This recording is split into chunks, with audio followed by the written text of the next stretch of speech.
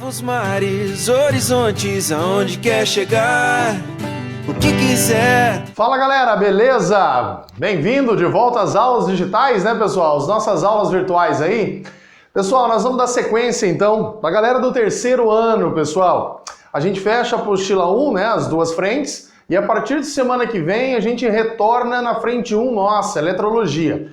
Já para a galera do segundo ano, nós continuemos com óptica geométrica aí, tá pessoal?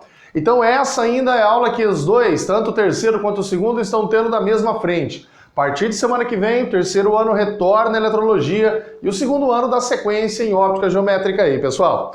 Espero que todos estejam bem, todos com as energias revigoradas, né, pessoal? Essas férias aí, apesar de ser um pouquinho diferente, né, do que o convencional nosso, foi bom pra gente dar uma desligada, tentar melhorar alguma coisa, viu, pessoal? Vocês sabem que assim como vocês, nós também estamos passando por esse processo de modificação. Algumas coisinhas nós estamos acertando durante a partida nossa aí, né? Vamos ver se até o final aí a gente consegue fazer um trabalho com excelência para vocês, beleza, pessoal? Para a galera do segundo ano, vou mandar lista de exercício, pessoal. Como sempre, as listas focando em o EPG, UniOeste Federal. A galera do terceiro ano, partir tem a específica, né? E onde é específica que vai ser trabalhada nisso aqui de uma forma mais pesada, assim, propriamente dita, beleza? Bem, gente, antes das nossas férias, nós estávamos estudando o fenômeno óptico dito reflexão. E dentro da reflexão nós vimos espelhos planos e espelhos esféricos. Agora nós vamos começar um novo fenômeno físico, pessoal, dito refração luminosa.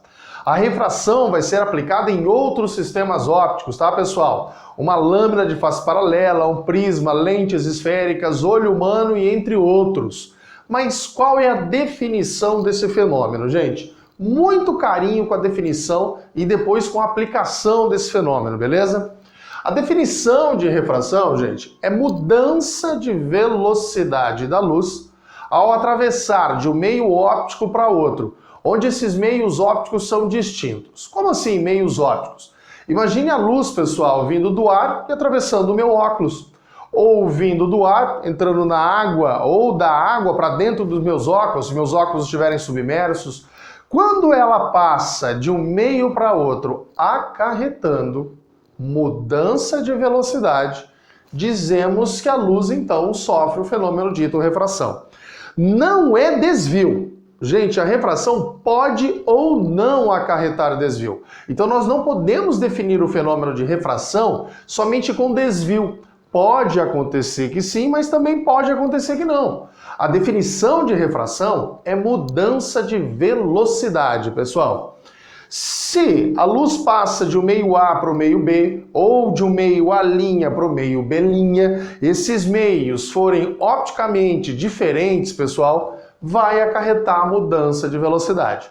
Com isso, pode ou não sofrer desvio ao passar de um meio para outro. Gente, eu vou jogar aqui a primeira situação, onde mesmo os meios sendo opticamente diferentes, a luz não sofre refração.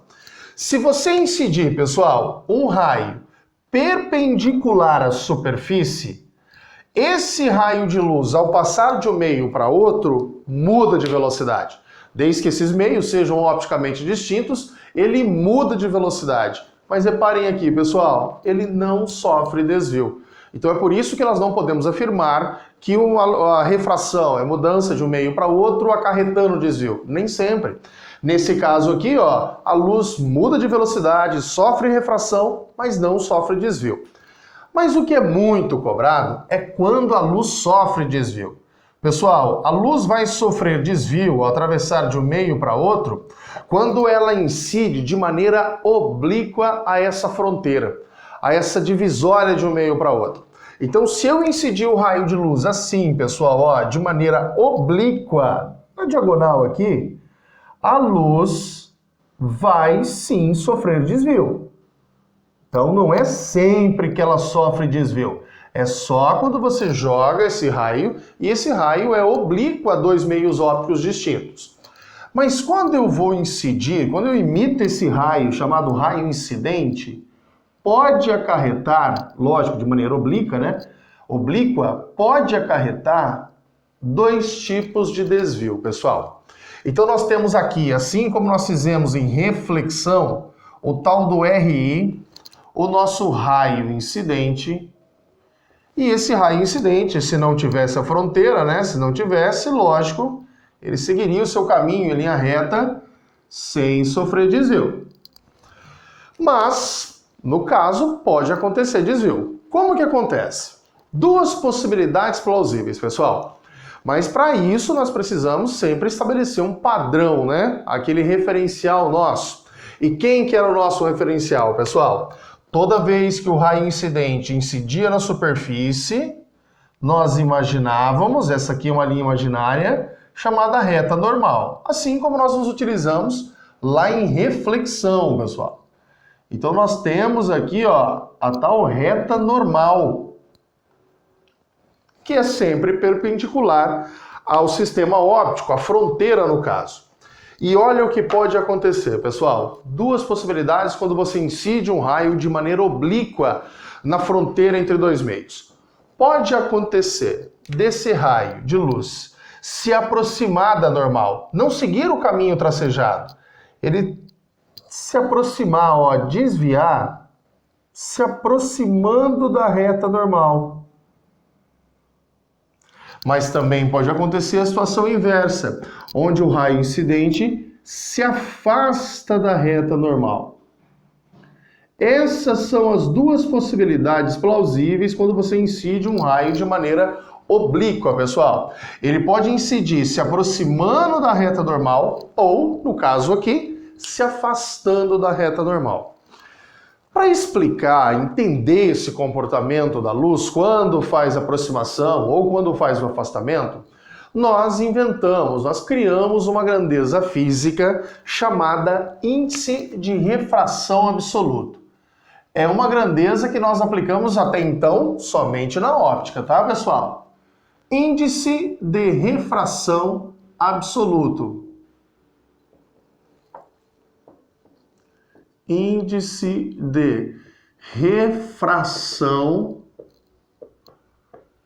absoluto. E essa grandeza, pessoal, é representada com um N minúsculo. O índice de refração absoluto é representado com um N minúsculo. Essa grandeza é a divisão, pessoal, é a razão entre velocidade da luz, onde ela é mais rápida, que a gente representa com a letra C, lembra, gente? Onde a luz tem a maior velocidade e a sua velocidade é representada com a letra C, é no vácuo. A luz no vácuo é o meio óptico onde ela tem a maior velocidade, onde ela é mais rápida. Então é a velocidade da luz no vácuo pela velocidade da luz no meio estudado. Então a luz no vácuo, C, tem uma velocidade. A luz dentro do meu óculos, V, tem uma velocidade diferente. Então a gente faz uma comparação, uma razão entre essas duas velocidades, pessoal. Vamos colocar aqui o C, velocidade da luz no vácuo, velocidade da luz no vácuo. Pessoal, onde no vácuo C vale 3 vezes 10 a oitava metros por segundo. Ou 3 vezes 10 a quinta quilômetros por segundo, gente. O sistema internacional é metro por segundo, né? E o V é a velocidade da luz também nos outros meios. A velocidade da luz dentro do meu óculos é uma, a velocidade da luz dentro da água é outra. Então, o V é a velocidade da luz no meio em que nós estamos estudando. Então, vou colocar aqui, ó, velocidade da luz no meio estudado. No meio estudado. Então, cada meio óptico possui o seu N, o seu índice de refração, pessoal. Aqui eu disse que é o meio A, aqui o meio B, aqui o meio A', aqui o meio B'. Cada meio possui o seu índice de refração. O NA, pessoal, o índice de refração desse meio, é a razão entre a velocidade da luz pela velocidade da luz no meio A. Vamos imaginar nesse exemplo que aqui seja o ar, tá, gente? E aqui embaixo a água. Então o ar tem um índice de refração, que é dado por C sobre velocidade no ar, e o meio B, a água que eu dei o exemplo agora, é o meio B, C, pela velocidade da luz nesse meio que eu falei que é água. Cada meio possui o seu índice de refração. A mesma coisa aqui, o meio A' possui um índice de refração A', que é o C pelo VA'. Vamos imaginar que a luz está passando aqui do álcool para dentro do azeite, pessoal. E o meio B', o azeite, NB', C por VB'. O mais importante dessa nossa primeira aula de hoje, pessoal, antes de eu falar realmente o que é cobrado sobre o índice de refração, eu quero mostrar para vocês quando que nós definimos a aproximação do raio refratado ou o afastamento do raio agora refratado. A abreviação também é RR, tá, gente? Assim como era raio refletido, só que agora raio refratado. Gente, o principal dessa aula de hoje, dessa nossa aula, é definir, é memorizar quando acontece isso, aproximação, ou quando acontece isso, afastamento.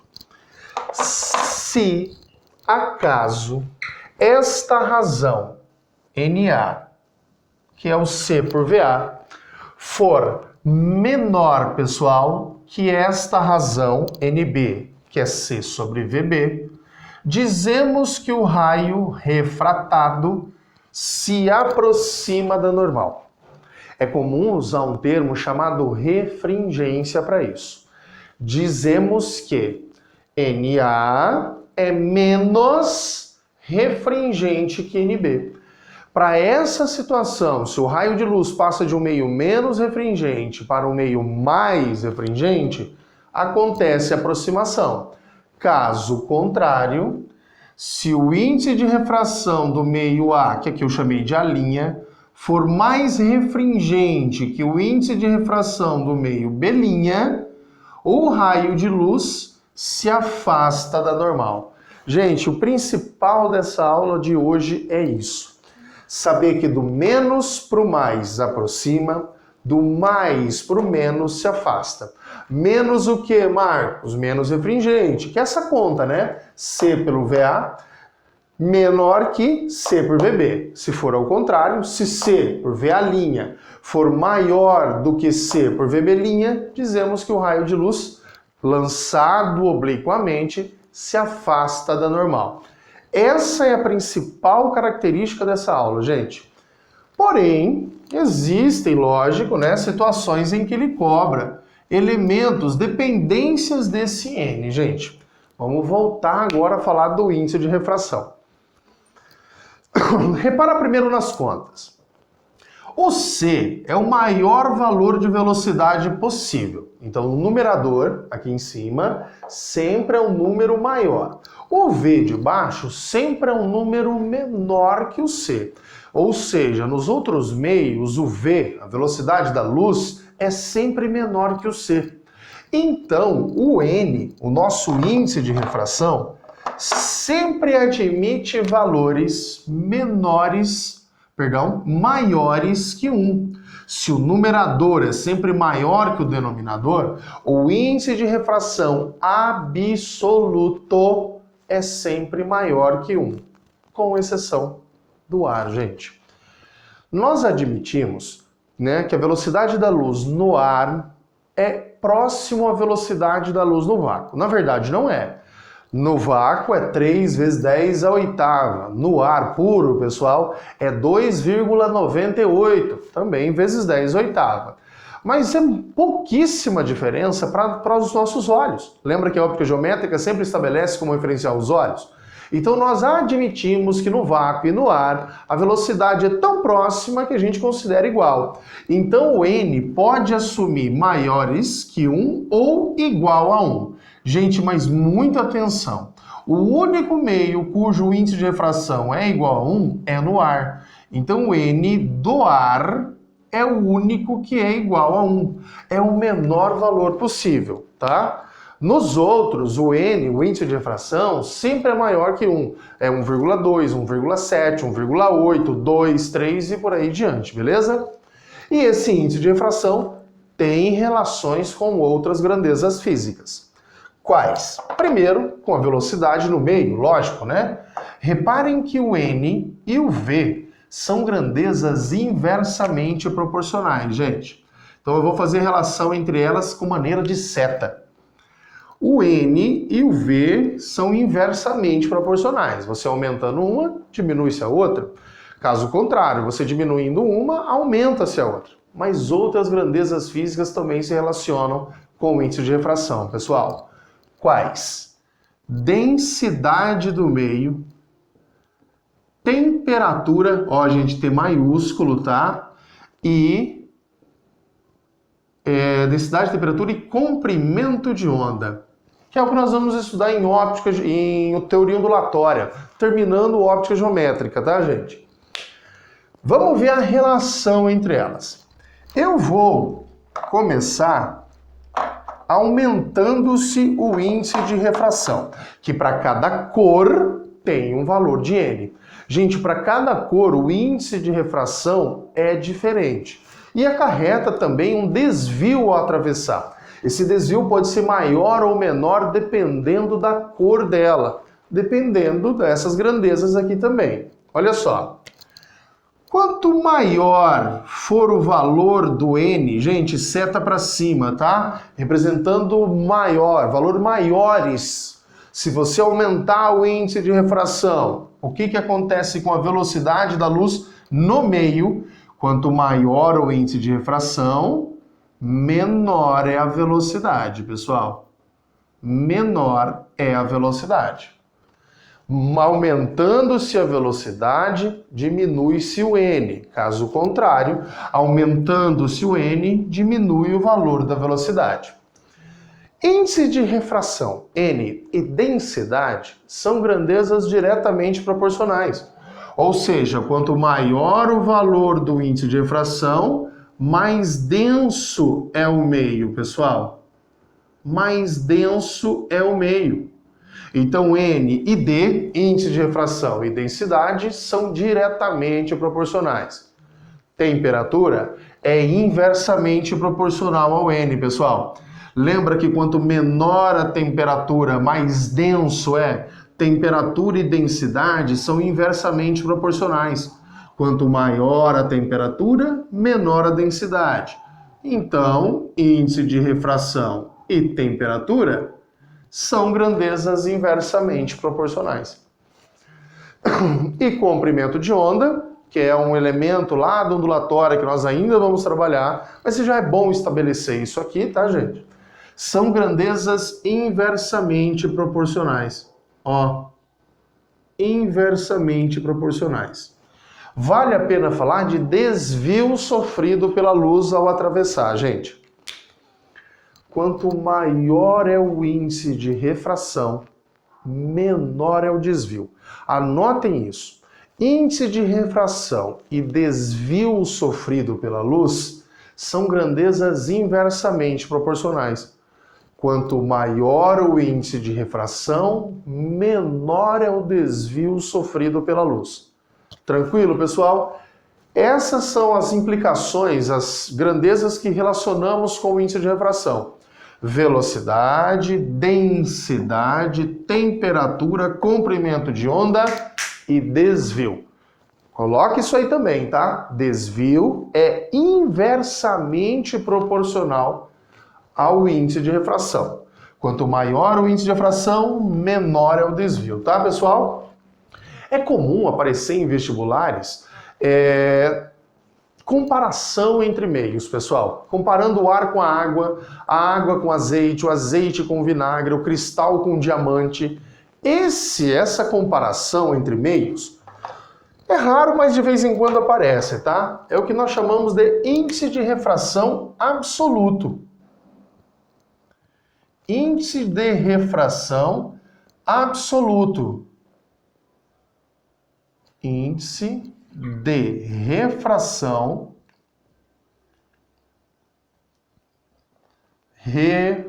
refração absoluto, perdão, aqui é o índice de refração relativo, gente. É quando compara um meio com o outro, tá?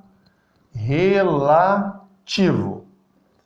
Esse índice de refração relativo é a comparação entre o meio A, B, ou, caso contrário, né?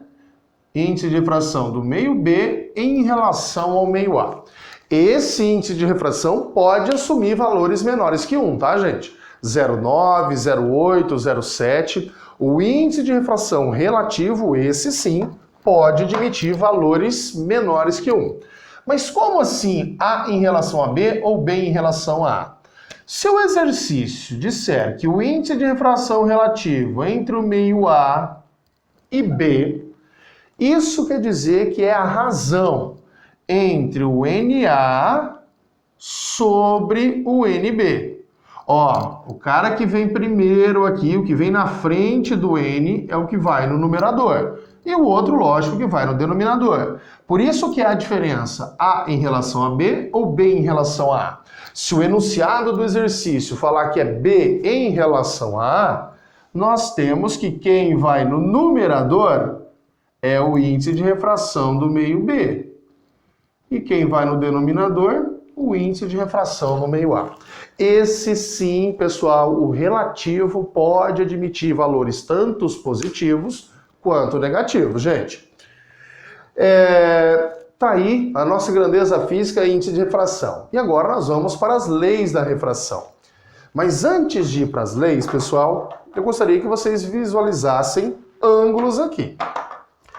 Nós temos aqui, assim como tínhamos em reflexão, o ângulo de incidência e chapéu, assim como nós tínhamos lá em reflexão o ângulo e chapéu, e agora o ângulo R, que não é mais ângulo de refração, gente. Agora é ângulo de, perdão, não é mais de reflexão, e sim de refração. E esses ângulos não são iguais como era em reflexão. Só vai ser I igual a R, pessoal, se os meios forem opticamente iguais, se forem mesmo índice de refração. A essa situação em que os dois meios possuem o mesmo valor de N, não acarreta desvio, mesmo jogando oblíquo. Dizemos que ocorre uma continuidade óptica. Gente, a continuidade óptica só existe se o NA' for igual a B' ou o NA for igual ao meio A. Se eles possuírem mesmo índice de refração, existe aí uma continuidade óptica, tá? A luz não sofre desvio, mesmo que jogada na diagonal. E uma coisa importantíssima para fechar essa aula aqui, pessoal, antes das leis, é que nenhum sistema óptico acarreta exclusivamente refração, gente. O meu óculos, por exemplo, é o óculos, né? Vocês viram o jeito que eu comecei a aula, parece o Chico Xavier, ele é transition. E quando a moça foi me vender, ela falou assim, esse óculos aqui não tem reflexão. Mentira, pessoal. Independente do seu sistema óptico, da fronteira que atravessa de um meio para outro, a refração sempre vem acompanhada de outros dois fenômenos: reflexão e dispersão luminosa. Gente, toda refração vem acompanhada de reflexão e dispersão luminosa. É lógico, alguns sistemas ópticos mais refrata do que reflete ou dispersa a luz. Esse é o nosso objeto de estudo em refração. Mas é importante você pegar uma questão, gente, a refração sempre vem acompanhada tanto da reflexão quanto da dispersão luminosa. E agora a gente pode enunciar as leis da refração, pessoal. Vamos enunciar as leis da refração aqui, ó. Vou apagar aqui. Antes de mais nada, pessoal, gostaria que vocês apertassem aí, quem está assistindo no computador, bandeirinha do Windows e a tecla Print Screen. Esse quadro aí é muito cobrado pela UEM, gente. As relações com o índice de refração e as outras grandezas. E, lógico, as leis da refração. São duas as leis da refração, assim como nós tínhamos lá em reflexão. Só que aqui um pouquinho mais matemático. Vamos para as leis da refração, gente.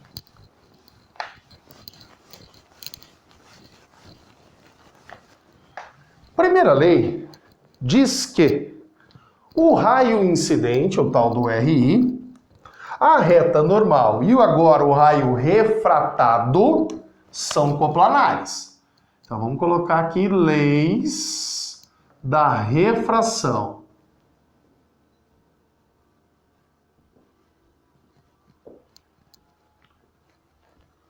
Leis da refração. A primeira lei diz que o raio incidente,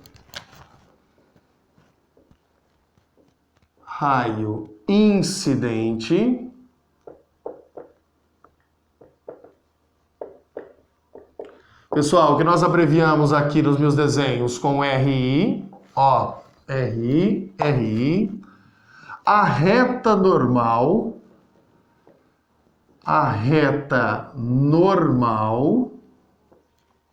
o que nós abreviamos com N nos meus desenhos,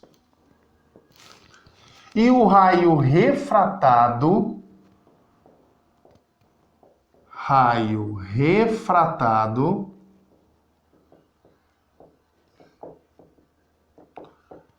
gente, agora o RR, hein? Não é mais raio refletido. É raio refratado, RR. São coplanares.